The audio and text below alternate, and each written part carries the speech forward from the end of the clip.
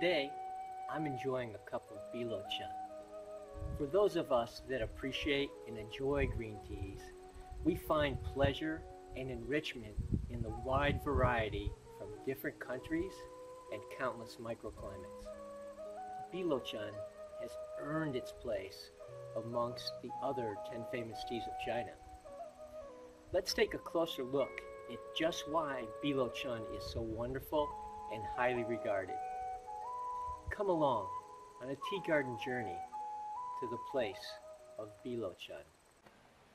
Su Zhou, or the home of Luo Chun, is located in eastern China, not too far west of Shanghai, north of Zhejiang province, in a province called Jiangsu.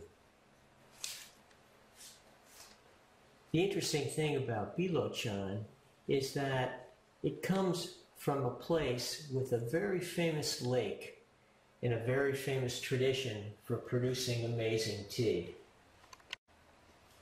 Taihu Lake is surrounded by mountains, but interestingly enough, in the middle of the lake are two islands, and these islands are the home of Luo Chun.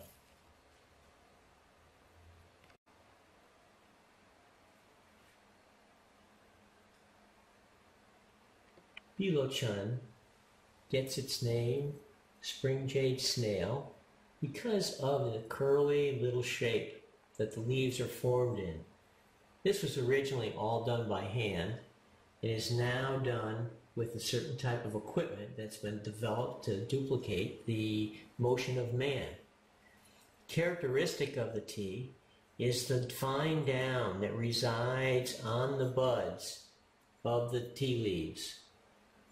This down ends up resulting in a dust-like powder that ends up in your tea broth as you're steeping your tea.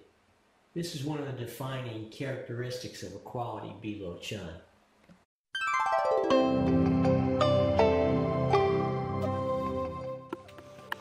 You can see, looks like there's some workers down here. And look at this. Interesting too. What we're seeing here is tangerine trees, in addition to the chestnut that's been planted, right here in the amongst the tea plants in the tea garden. And many times we've heard of osmanthus flower and jasmine, different flowers that have been planted amongst the tea plants, and we're seeing an example of that right here. Many tangerine plants. Wow, this beautiful Luo Chun garden. Look at this, and this is, I think this is more the chestnut type plant. Now we have another variety, and Jiang Xiansang said,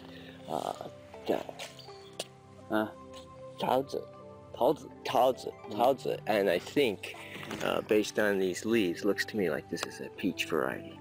So, what we're seeing is the chestnut and the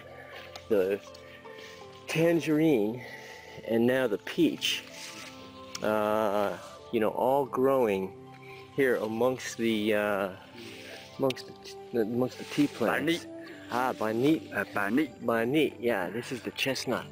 Yeah, and you can see, let's see if we can zero it in, yeah. Got the chestnut growing right there. And the Luo Chun.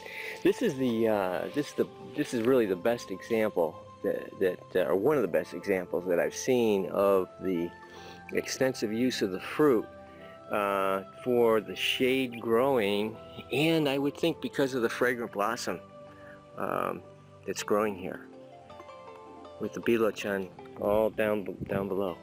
Okay, so now we're just still in our Luo Chun Chayan tea garden, and just heading up a little bit higher elevation. You can see the chestnuts there. 专利 John, growing on all these trees 蓝地当中另外一个品种， amongst the Luo Chun. Wow.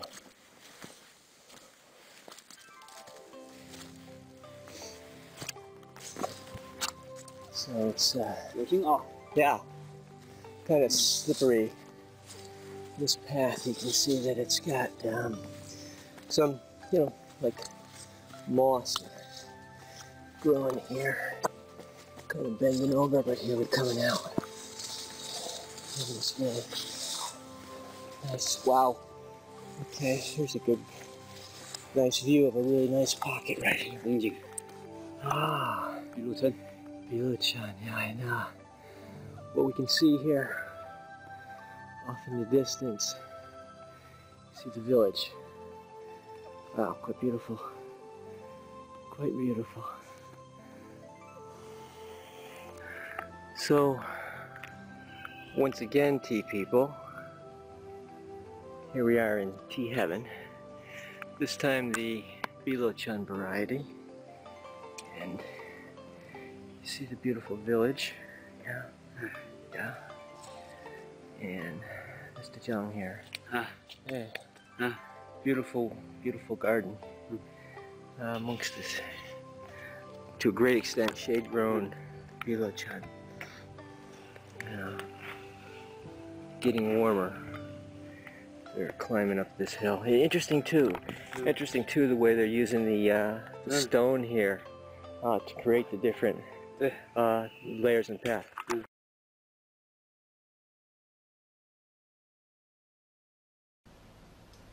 When producing Luo Chun, we're using a very small bud and a leaf.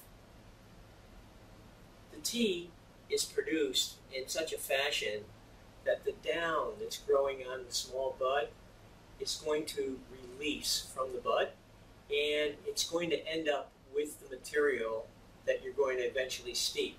This tea, you can see, is very fine tea, with the down is included with the tea leaves, and you can see the down that's been released from the leaves.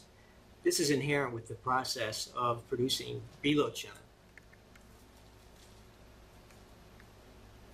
The down that is released from the tea leaves is characteristic of the Luo Chun, and you should expect this when you're producing a nice cup. When steeping tea in Su Zhou, where Luo Chun is from, it's steeped in a way that's different than with most green teas. With this tea, I'm going to take the tea leaves and I'm going to sprinkle them on top of the glass of hot water. It's very normal in China to enjoy your tea in a glass like this so that you can see and appreciate the tea leaves. If you take a close look, even at this, with this view, you can see that we have down that's floating on the surface of the water. You can see that some of the tea leaves are slowly dropping down as they're absorbing water. And you can see that the leaves that are dropping down are beginning to get slightly more plump. The resulting down that's on the surface of the water is to be expected with Luo Chun. And it's not surprising if you're to see remnants of the down floating in the water. To evaluate a nice Luo Chun, you should expect this, and it should be part of the process. Often, teas that are reproductions of Luo Chun will have a similar type of character, but quite often the down will be missing.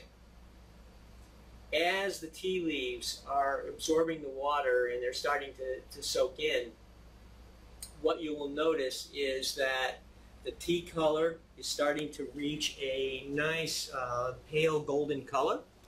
And that pale golden color is getting to the stage where you would be ready to enjoy it. You can see, if you look at the tea leaves that are in the bottom, that they are beginning to open more.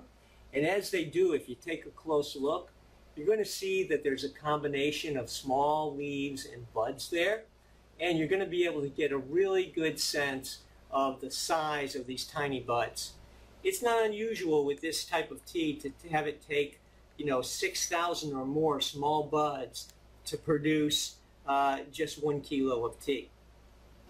Because of the climate and the environment where the Luo Chun is grown, the result in the cup is going to demonstrate the terroir and the habitat from which the tea came. We're starting out with a certain cultivar that is native to Su Zhou in the Luo Chun area, but introduced into the habitat are a variety of different elements. One we saw earlier was the shade growing that's resultant from other plants being planted amongst the tea leaves, and the other is the introduction of fragrances from fruit blossoms that are in the tea garden. Earlier we saw that we were looking at chestnut and peach and tangerine and plum. These are just a few of the fruits that are grown amongst the Luo Chun garden. This manifests itself in an amazing tasting tea, and this is how we would enjoy this tea in the country of origin, China, in Su Zhou. Ting Luo Chun, Su Zhou, Jiangsu, China. I think you can see why this tea should be part of your normal green tea rotation, and definitely have a place in your tea caddy. If you'd like to find out more about the Luo Chun I recommend, please follow the link below and enjoy your Luo Chun.